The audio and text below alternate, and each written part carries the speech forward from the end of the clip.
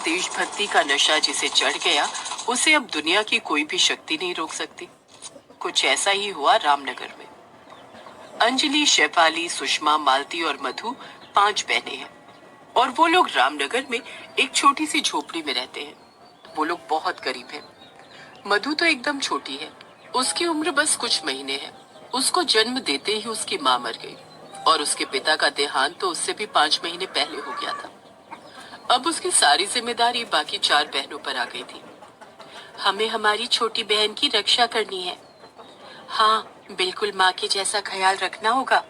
तभी मधु भूख से रो उठी, लेकिन दूध खरीदने का पैसा नहीं था। इसीलिए अंजलि दुकान से दूध उधार मांगने गई, लेकिन दुकानदार ने कहा, जा भाग यहाँ से, भिखारी कहीं की कहीं से भी आ जाते हैं। अंजलि दूध के लिए दर दर भटकती रही और अंत में उसे एक गाय दिखी। उसने हाथ जोड़कर कहा, हे गौ माता, मेरी बहन को पिलाने के लिए दूध चाहिए, आपसे ले लूं? गाय ने अपना सिर हिलाया। अंजलि ने दूध निकाला और मधु को जाकर पिला दिया। मधु ने रोना बंद किया। ऐसे ही मधु बड़ी होने लगी। बचपन से ही 5 बहनें लोगों के दुख दर्द में उनके साथ खड़े रहते। उनके माता पिता ने उन्हें यही सिखाया है। मधु रोते हुए कहती है, मैंने तो माँ और बापू को नहीं देखा। वो दोनों कैसे थे दीदी? वो दोनों बहुत अच्छे थे बहन। अगर वो आज होते तो तुझे सबसे ज्यादा प्यार करते। ये सुनकर मधु और ज्यादा रोती है। 5 बहनें रोने धोने के बाद अपने आप संभल जाती हैं। सिर्फ रो धोकर कुछ नहीं होगा, हमें मजबूत रहना पड़ेगा। ऐसे ही 5 बहनें बड़ी होने लगती हैं। एक दिन उन लोगों को खबर मिलती है कि गांव के बिरजू पहलवान का बेटा रमेश को आर्मी में नौकरी मिल गई है। ये सुनकर अंजलि और बाकी चारों को भी आर्मी में जाने का चस्का लग जाता है। हमें भी आर्मी में जाना है और देश की सेवा करनी है। हाँ बहन, उसके लिए हमें बहुत मेहनत करनी होगी। लेकिन अभी 2 वक्त के खाने के लिए वो लोग गांव के एक अमीर आदमी के घर पर कामवाली का काम करते हैं। उसके बदले 5 को 2 वक्त का खाना मिलता है। ऐसे ही उन लोगों के दिन बीतते हैं। एक दिन अंजलि बिरजू पहलवान के पास जाकर कहती है, पहलवान, आप हम 5 को भी ट्रेनिंग दे सकते हो क्या? हमें भी आर्मी में जाना है। ये सुनकर बिरजू पहलवान हंसने लगता है। लड़की होकर पहलवानी सीखना चाहते हो तुम लोग, हैं? उसका बेटा रमेश कहता है, सिर्फ वही नहीं, आर्मी में जाना चाहते हैं ये 5। क्या मजाक है। बिरजू पहलवान 5 को भगा देता है। अंजलि को बहुत बुरा लगता है। बहनों, हम हार नहीं मान सकते, हमें एक साथ काम करना होगा। कुछ ही दिनों के अंदर देश में जंग छिड़ गई। बिरजू पहलवान का बेटा रमेश जंग पर चला गया। अंजलि दूर से रोज बिरजू पहलवान की ट्रेनिंग देखती रही। अच्छा, तो ऐसे प्रैक्टिस करना है? एक दिन अंजलि ने देखा कि बिरजू पहलवान एक और उस्ताद के पास जा रहा है। वो बिरजू पहलवान का भी उस्ताद है। अंजलि अगले दिन उसी उस्ताद के पास जाती है और वो उस्ताद 5 को ट्रेनिंग देने के लिए राजी हो जाते हैं। मैं ट्रेनिंग दूंगा, लेकिन उसके बदले मुझे महीने में 5,000 रुपए चाहिए। अंजलि चिंता में पड़ गई। वो जिस आदमी के घर पर काम करती थी, वहाँ जाकर उसने पैसे मांग लिए। साहब, हम 5 सिर्फ 2 वक्त के खाने के बदले काम करते हैं, हमें अब तनख्वाह भी चाहिए। अच्छा, तो अब डिमांड बढ़ रहा है। मैं पैसा नहीं दे सकता, काम करने वालों की कमी नहीं है। जा भाग यहाँ से। पैसे मांगने के चक्कर में उनका काम चला गया। उस्ताद को पैसे देना तो दूर, उनको 2 वक्त का खाना भी बंद हो गया। वो लोग रोने बैठ गए। अब क्या होगा दीदी, अब हम खाएंगे क्या? चिंता मत कर, मैं कुछ इंतजाम करती हूँ। अगले दिन अंजलि ने झोपड़ी बेच दी। बिरजू पहलवान ने झोपड़ी खरीद ली, लेकिन उसके बदले बिरजू ने अंजलि को सिर्फ 7,000 रुपए दिए। बहुत अच्छा डील मिला है, सिर्फ 7,000 में। बिरजू बहुत शातिर है। अंजलि अपनी बहनों से कहती है, बहनों, उस्ताद की 1 महीने की फीस का बंदोबस्त हो गया और बाकी 2,000 से हम 1 महीना खाना खाएंगे। वो सब तो ठीक है दीदी, लेकिन उसके बाद क्या होगा? हम रहेंगे कहाँ? वो लोग बड़े रास्ते के किनारे चले गए और फुटपाथ में कपड़ों से छोटी सी झोपड़ी बनाकर रहने लगे और उस्ताद से पहलवानी सीखने लगे। उधर जंग चलती रही। रमेश जंग में लड़ाई करता रहा, लेकिन उसे डर भी लगने लगा। इधर 1 महीने खत्म हो गए तो अंजलि और उसकी बाकी 4 बहनों ने भीख मांगना शुरू कर दिया। कुछ पैसे दे दो साहब।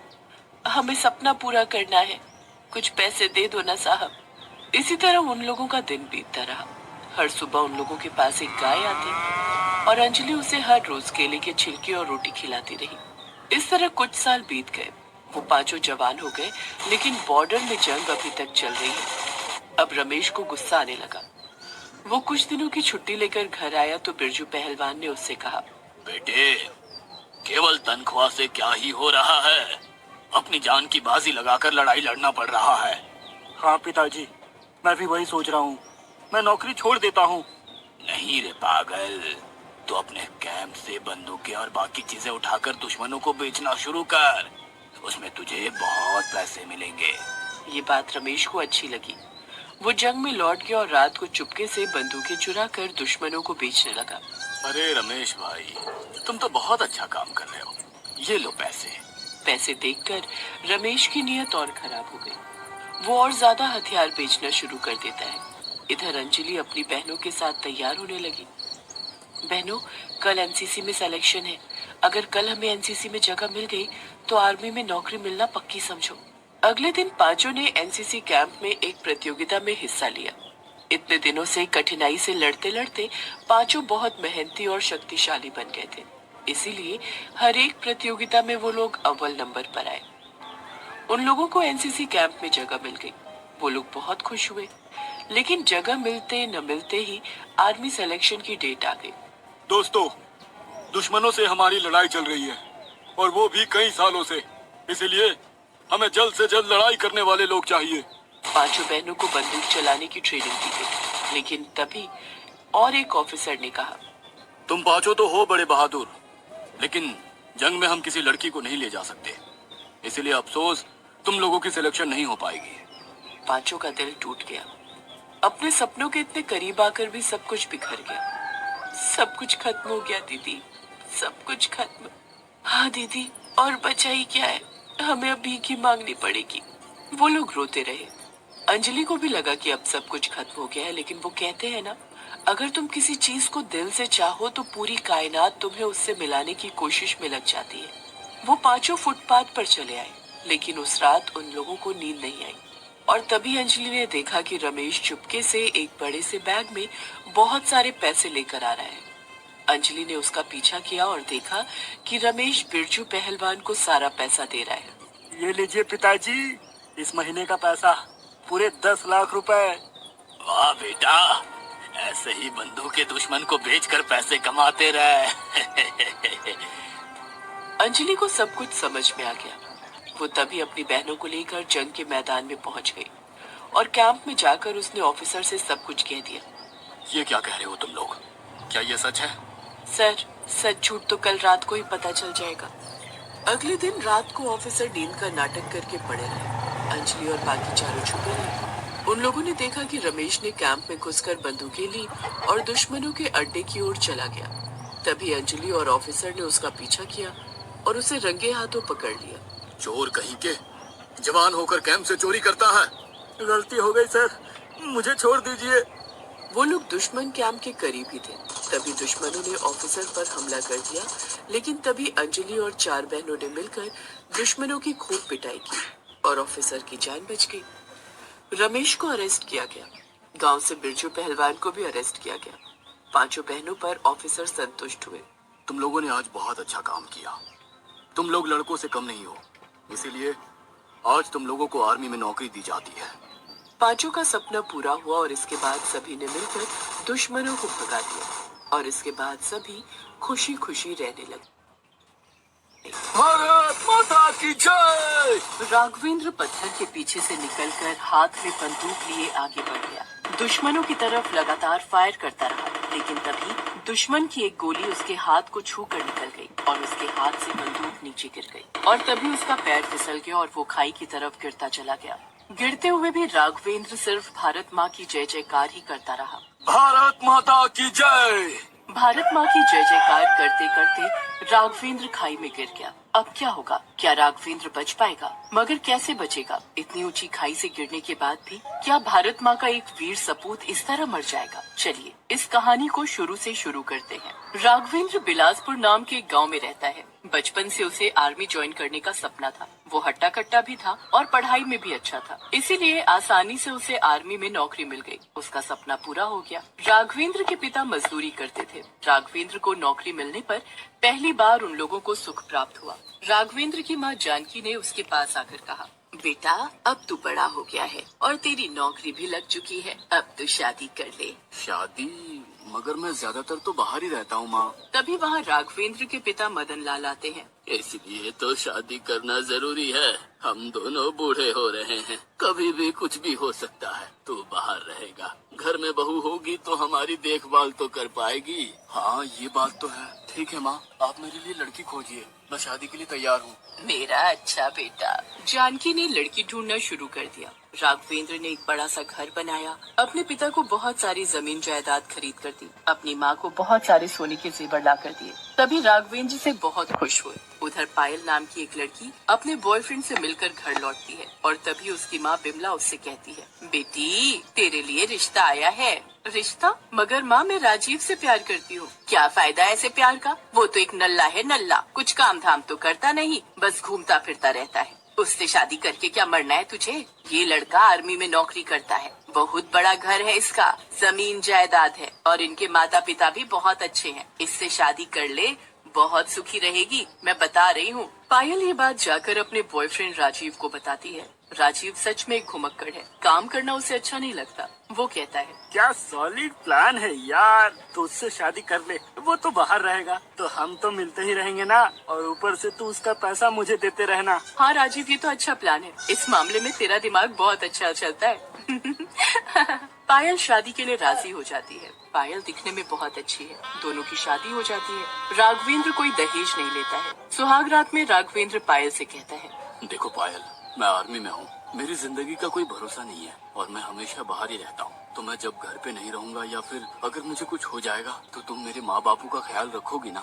ये सुनकर पायल मन ही मन में सोचती है, अरे यार क्या पका रहा है। और फिर पायल राघवेंद्र से कहती है, आप चिंता मत कीजिए जी, आपके माता पिता तो मेरे भी माता पिता हैं, मैं हमेशा उन दोनों का ख्याल रखूंगी।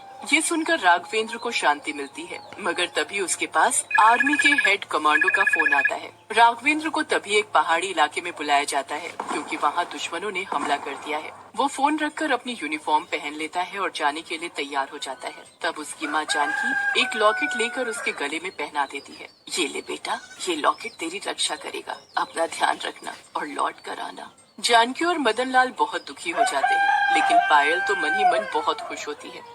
राघवेंद्र चला जाता है और सुबह तक लोकेशन पर पहुंच जाता है। वहां वो मेजर प्रणव से मिलता है और दोनों बात करते करते दोस्त बन जाते हैं। वो दोनों बहुत ही अच्छे दोस्त बन जाते हैं। वो दोनों पूरी रात जगकर एक दूसरे से बातें करने लगते हैं। असल में एक दूसरे से बातें करने की आड़ में वो दोनों अपने अपने परिवार से दूर होने का गम भुलाना चाहते हैं और 2 दिन बाद से दुश्मनों के साथ लड़ाई शुरू होती है। राघवेंद्र और मेजर प्रणव बटालियन को लीड करते हैं। दोनों डटकर दुश्मनों का मुकाबला करने लगते हैं। ऐसी लड़ाई करते करते 2 दिन और बीत जाते हैं। आज सुबह की शुरुआत भी लड़ाई करते करते ही होती है। लड़ाई के बीच प्रणव राघवेंद्र से कहता है, भाई आज और ऊपर जाना है और पूरी तरह सिचुएशन को कंट्रोल में लाना है। आज तुम पीछे रहना, मैं लीड करूंगा। वो तो ठीक है, लेकिन अकेले लीड करने में खतरा हो सकता है।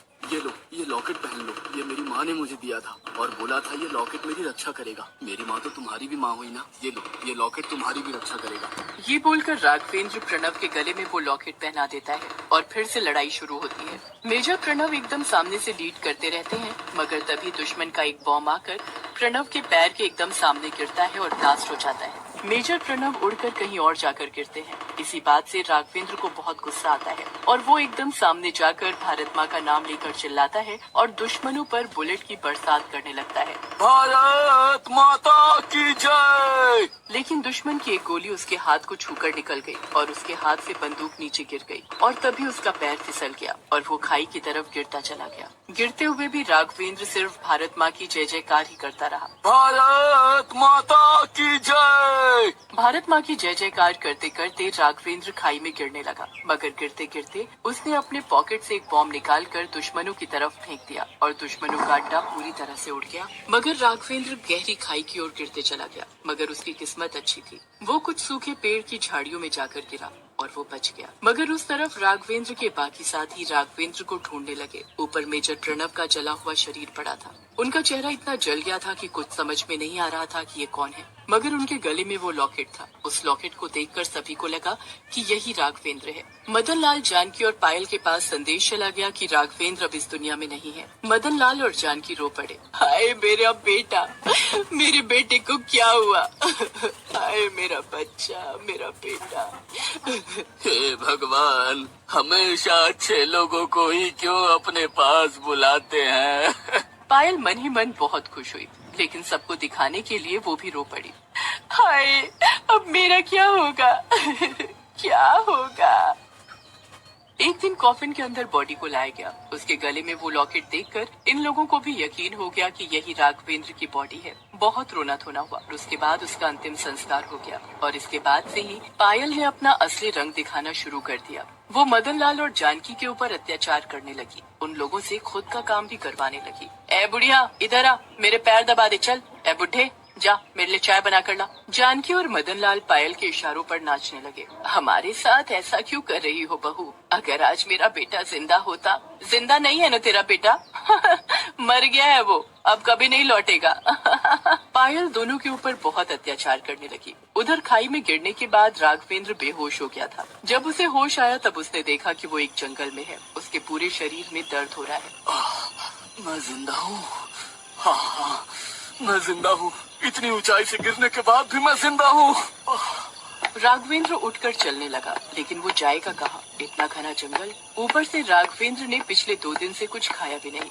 वो ज्यादा देर चल नहीं पाया। एक पेड़ के पास बैठ गया और बैठकर देखा कि उस पेड़ में बहुत सारे जंगली फल लगे हुए थे। उसने फल तोड़कर खाना शुरू किया। फल खाकर उसके शरीर में शक्ति आई और तभी उसे शेर की आवाज सुनाई दी। अरे बाप रे, लगता है इस जंगल में शेर है। ये बोलकर उसने लकड़ी का टुकड़ा उठाया और तभी झाड़ियों के पीछे से एक शेर ने राघवेंद्र के ऊपर छलांग लगा दी।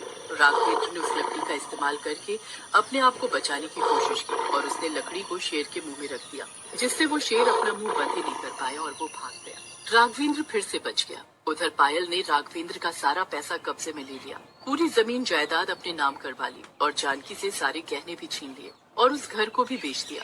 मैंने घर बेच दिया माँ, अब आप लोग अपना रास्ता देख लीजिए। मैं तो चली। मदन लाल और जानकी के पास कुछ भी नहीं बचा। वो लोग रास्ते पर आ गए और इधर उधर भटकने लगे। भीख मांगकर अपना गुजारा करने लगे। पायल ने अपने बॉयफ्रेंड राजीव से शादी कर ली और दोनों एक साथ रहने लगे। उधर जंगल में राघवेंद्र को एक नदी मिली। नदी के उस पार एक रास्ता है जहाँ से गाड़ियाँ जा रही हैं। राघवेंद्र ने नदी में छलांग लगा दी। नदी में बहुत सारे मगरमच्छ हैं। सभी ने राघवेंद्र पर अटैक किया, लेकिन राघवेंद्र ने बहुत ही चतुराई से सभी मगरमच्छों से बचकर नदी पार कर ली और फिर रास्ते में एक ट्रक को हाथ दिखाकर रोका और फिर ट्रक में बैठकर अपने घर की ओर चल दिया। एक ही दिन के अंदर वो घर पहुंच गया। घर के बाहर आकर उसने दरवाजा खटखटाया। माँ, मैं आ गया हूँ माँ। माँ, लेकिन किसी और ने आकर दरवाजा खोला। ये क्या? आप कौन हो? मेरी माँ, मेरे पिताजी कहाँ हैं? मेरी पत्नी पायल, वो कहाँ है? उस आदमी से राघवेंद्र को पता चला कि पायल ने ये घर बेच दिया। आसपास के लोगों से पता चला कि जानकी और मदन लाल अभी रास्ते में भीख मांगते हैं। राघवेंद्र तभी दौड़कर रास्ते पर गया और देखा उसकी माँ और पिताजी भीख मांग रहे हैं। ये देखकर उसकी आंखों में आंसू आ गए। अचानक से अपने बेटे को देखकर दोनों को यकीन ही नहीं हुआ। तू जिंदा है बेटा, तू जिंदा है। मगर उस बॉडी में तो वो लॉकेट था। तब राघवेंद्र ने सब कुछ खुलकर बताया कि कैसे उसने वो लॉकेट मेजर प्रणव को दे दिया था और कैसे वो खाई में गिर गया था। उसके बाद जानकी ने पायल के बारे में सब कुछ बताया। सब कुछ सुनकर राघवेंद्र गुस्से से लाल हो गया। उसने अपने माता पिता को एक अच्छे से होटल में रखा और पायल को सबक सिखाने के लिए निकल पड़ा। उसने पायल के नए ठिकाने का पता किया और वहाँ जाकर पायल को जोर से एक थप्पड़ मार दिया। तुम में शर्म नाम की कोई चीज है कि नहीं? मेरे ना रहने का फायदा उठाकर तुमने मेरे माँ पिताजी को रास्ते में बिठा दिया। अब चलो, तुमको तुम्हारी असली जगह दिखाता हूँ। ये बोलकर राघवेंद्र पायल और राजीव को पुलिस स्टेशन ले गया और दोनों को जेल में बंद करवा दिया। दोनों को आजीवन कारावास की पड़ी थी वो पांचों बहनें। उनके और उनकी सैनिक टुकड़ियों के बंदूक से निकली गोलियां दुश्मनों की छाती को छलनी कर रही थी। दुश्मनों के खेमे में चीख पुकार मचा हुआ था। हर ओर से आती गोली की आवाज दुश्मनों में खौफ पैदा कर रही थी। डर के मारे उनके चेहरे पीले पड़ रहे थे। हर क्षण मौत उन्हें अपने कब्जे में लेने के लिए पड़ रही थी। अपने साथियों की लाशों को देखकर उनमें खलबली मची हुई थी। हमें जल्दी से जल्दी यहाँ से भागना होगा। नहीं तो ये पांचों बहनें अपनी सैनिक टुकड़ी के साथ ना जाने क्या करेंगी। हाँ, इस समय हमारा पीछे हटना ही ठीक रहेगा। हमारे आधे से अधिक लोग मारे गए हैं। अगर हम भी उनकी गोलियों के शिकार हो गए तो फिर आगे का मिशन कैसे सफल होगा। दुश्मन पीठ दिखाकर भागने लगे। उन पांचों फौजी बहनों ने उन्हें लगभग खदेड़ दिया, लेकिन उन बहनों को पता था कि दुश्मन शांत नहीं बैठेंगे। वे कुछ न कुछ रिएक्शन जरूर देंगे, और जैसा कि उन्हें अंदाजा था, दुश्मन अपनी बैरक में बैठे एक नए प्लान पर काम कर रहे थे। पता नहीं भारतीय सेना के उन पांचों फौजी बहनों ने कौन सी चक्की का आटा खाया है जो हमें उन्होंने धूल चटा दी। लेकिन उन्हें पता नहीं कि हमने भी किसी साधारण चक्की का आटा नहीं खाया है। जल्द ही हम सेना की उस टुकड़ी जिसका नेतृत्व वो पांचों बहनें कर रही हैं, उन्हें अपने रॉकेट लॉन्चर से मार गिराएंगे। धूल में मिला देंगे उन्हें और उनकी टुकड़ी को। दुश्मन पूरी तैयारी और ताक में थे, लेकिन उन्हें पता नहीं था कि वे प्लान बना रहे हैं उन पांचों फौजी बहनों को मारने का। और इधर वो पांचों बहनें धीरे धीरे कर चुपचाप उनकी ओर बढ़ रही हैं, कुछ वैसे ही जैसे सालों पहले उसके पिता सूबेदार मदन सिंह बढ़ रहे थे। आज मैं उन दुश्मनों को ऐसा मजा चखाऊंगा कि मेरी भारत माता की ओर बढ़ने से पहले उनके पांव डर के मारे इतना थरथराएंगे कि डर से ही उनकी मौत हो जाएगी। कुछ सालों पहले की बात है। 26 जनवरी का दिन था। हर घर पर तिरंगा लहरा रहा था। पूरा देश गणतंत्र दिवस का त्योहार पूरे उत्साह से मना रहा था। स्कूल हो या कॉलेज हो या कोई दफ्तर, 3 रंगों का हमारा तिरंगा शान से लहराते हुए भारत माता की आन बान शान की कहानी कह रहा था। मायागंज गांव में रहने वाली सीमा, रीमा, स्वाति, रेखा और बिंदिया अपनी मां कौशल्या के साथ अपने आंगन में तिरंगा फहराने की तैयारी कर रही थी। मां, सारी तैयारी हो गई, ये ले तू फहरा तिरंगा। ये देख, ये रस्सी है ना, इसे धीरे धीरे कर खींचना। जैसे ही तू इसे खींचेगी ना तो तिरंगे में बंधा फूल नीचे गिरेगा और हमारा तिरंगा शान से लहराने लगेगा, ठीक है? अरे हाँ हाँ ठीक है, हर साल तू मुझे एक ही बात समझाती है। अरे मुझे अब तिरंगा फहराना आ गया है, आखिर फौजी की पत्नी हूँ, इतना तो आएगा ना। माँ, हम भी तो फौजी की बेटियां हैं, सूबेदार मदन सिंह की बेटियां। सूबेदार मदन सिंह अदम्य साहस का मालिक था। वो दुश्मनों के घर में घुसकर उसे कैसे मारते हैं, इसमें उसे महारत हासिल थी। कुछ दिनों पहले की तो बात है।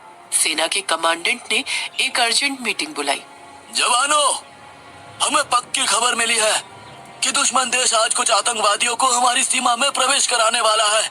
ये आतंकवादी आने वाली 26 जनवरी को देश की राजधानी में कोई बड़ा धमाका करने की फिराक में है।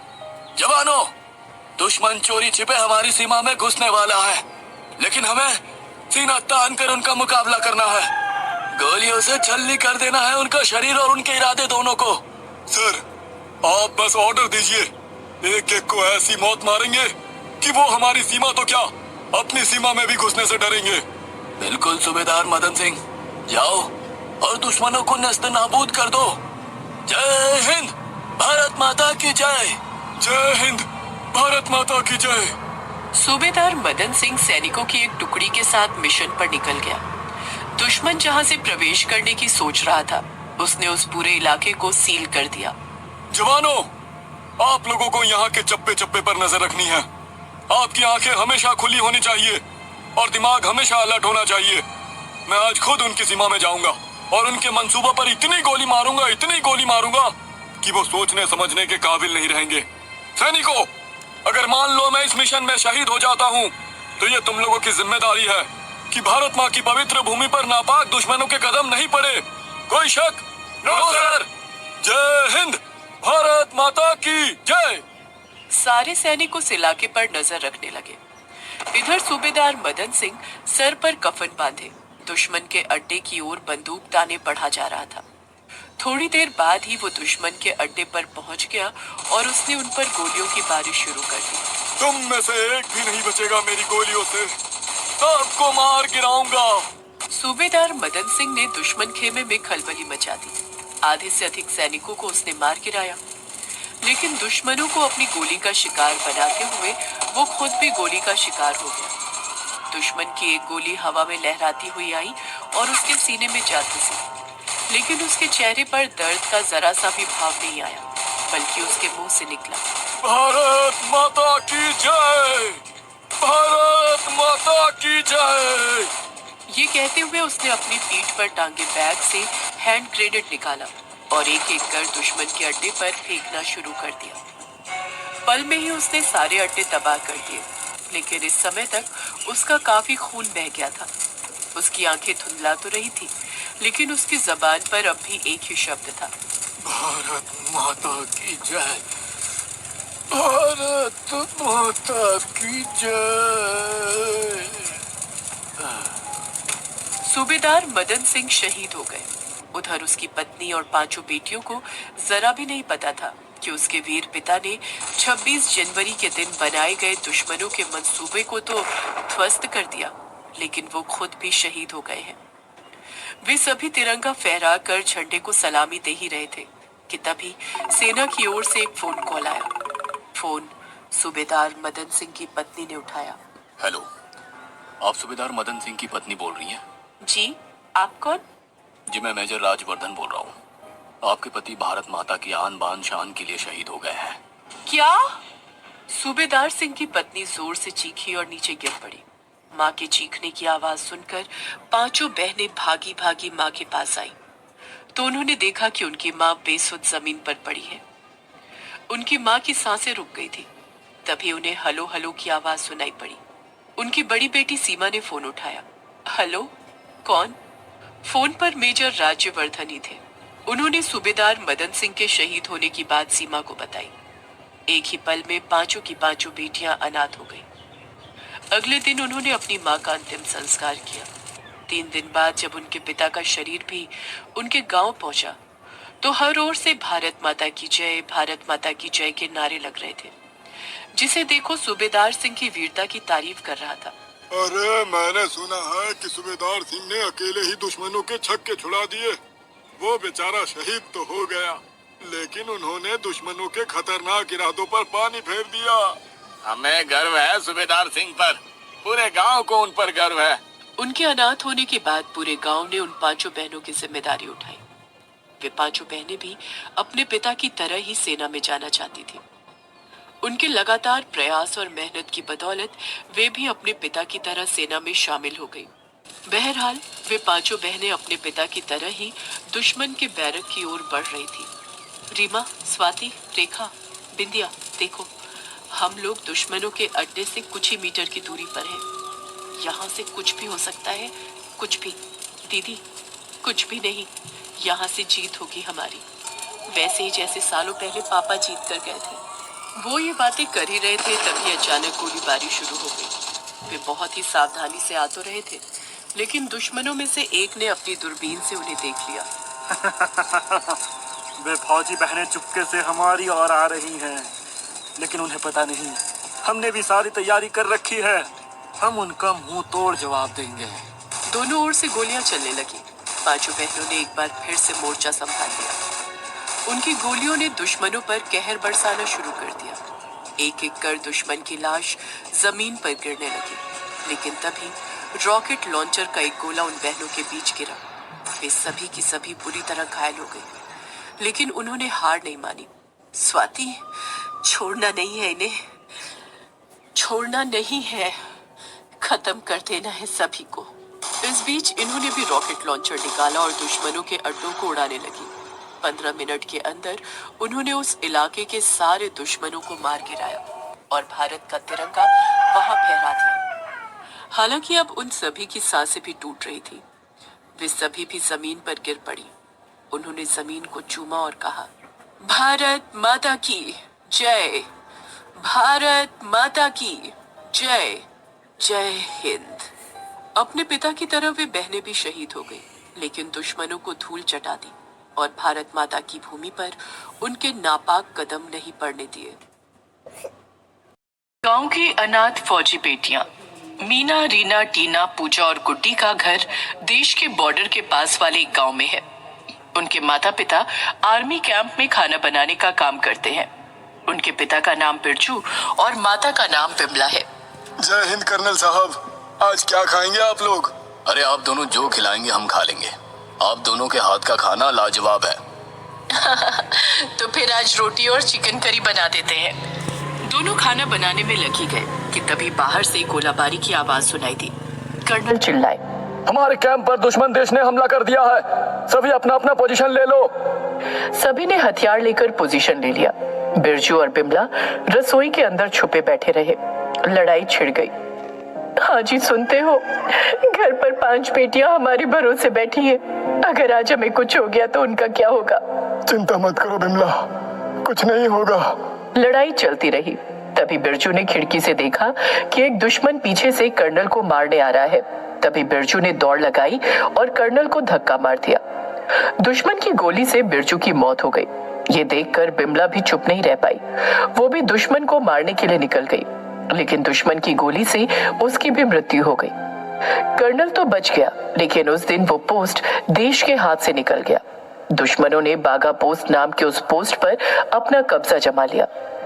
5 बेटियों को जब अपने माता पिता की मौत के बारे में पता चला तब वो बहुत रोई। आप लोग हमें छोड़कर क्यों चले गए? अब हमारा क्या होगा?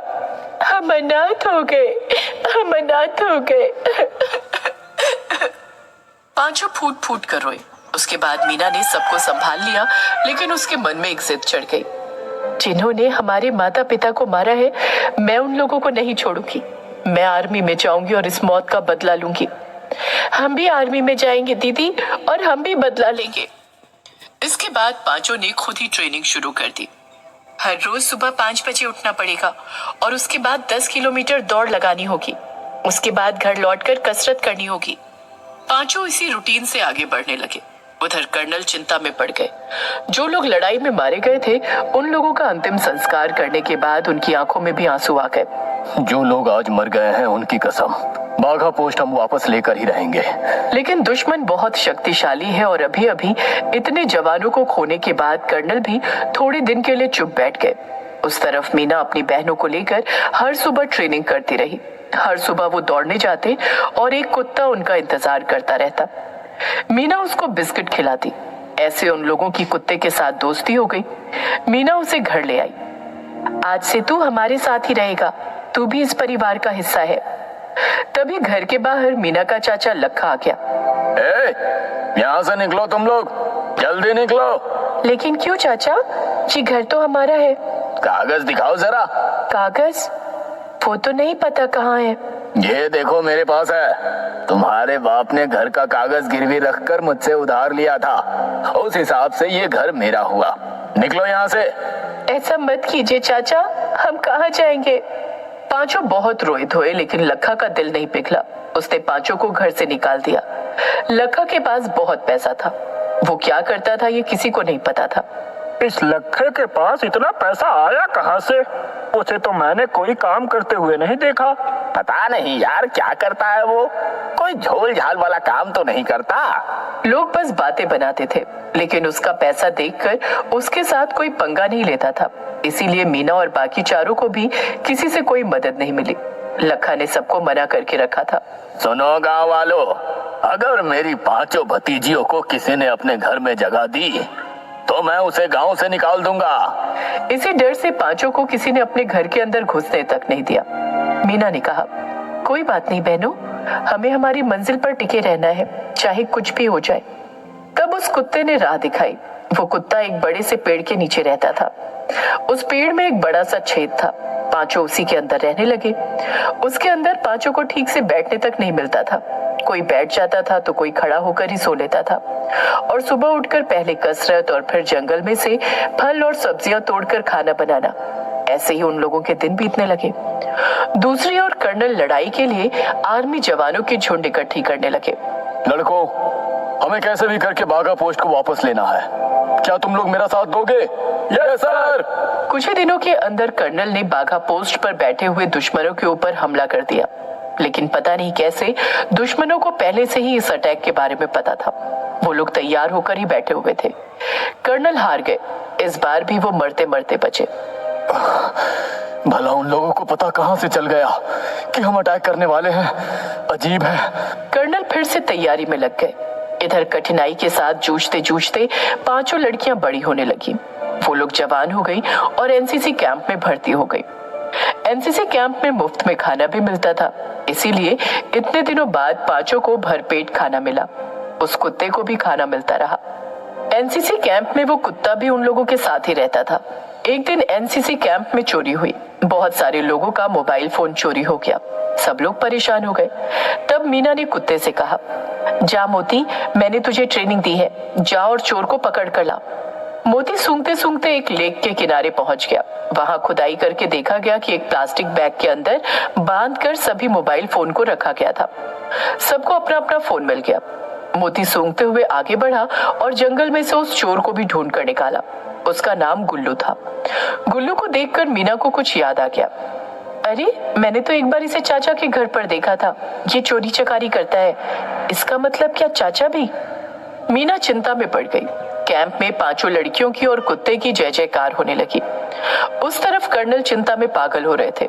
इतने दिनों में उन्होंने कुल मिलाकर 9 ऑपरेशन किए थे, लेकिन हर एक बार दुश्मन को पहले से अटैक के बारे में पता था। ये कैसे हो सकता है? भला हर बार सटीक इंफॉर्मेशन उन तक पहुंच कैसे रही है? दूसरी ओर लखा का जमीन जायदाद दिन ब दिन बढ़ता गया। उसने बड़ा घर बना लिया, बड़ी गाड़ी खरीद ली। गांव वाले उसकी पीठ पीछे और ज्यादा बातें करने लगे। पक्का कुछ घपला करता है ये, नहीं तो इतना पैसा तो डाकुओं के पास भी नहीं है। उधर गुल्लू को छोटा मोटा चोर समझकर 2-3 थप्पड़ मारकर छोड़ दिया गया। अगले दिन कैंप में कर्नल साहब आए आर्मी सिलेक्शन के लिए और उनकी नजर मीना और बाकी चारों लड़कियों पर पड़ी। लड़की होकर आर्मी ज्वाइन करना चाहती हो? डर नहीं लगता? नहीं साहब, हम लोगों का एक मिशन है। अच्छा, कैसा मिशन? तब मीना ने सारी बात बताई। सब सुनकर कर्नल की आंखों में आंसू आ गए। ओह, तुम लोग बिरजू और बिमला की बेटियां हो। मुझे बचाते हुए ही तुम्हारे माता पिता ने अपनी जान गंवाई थी, लेकिन मैं आज तक उनके मौत का बदला नहीं ले पाया। मिलके लेंगे ना सर बदला। पांचों का आर्मी में सिलेक्शन हो गया। पांचों बहुत खुश हुई, लेकिन अब असली काम करना बाकी था। पांचों को स्पेशल टीम में लिया गया। एक रात को स्पेशल टीम की मीटिंग हो रही थी। बाघा पोस्ट पर बैठे हुए दुश्मनों पर 10वां अटैक का ब्लूप्रिंट तैयार किया जा रहा था। तभी मीना ने देखा कि गुल्लू खिड़की के बाहर बैठे हुए दूर से सब कुछ सुन रहा है। मीना ने कर्नल को ये बात बताई। तो चलो उसे पकड़ते हैं। नहीं सर, ये छोटा आदमी है, ये इतना बड़ा काम खुद से नहीं कर सकता। जरूर इसके पीछे किसी का हाथ होगा। हम गुल्लू का पीछा करते हैं।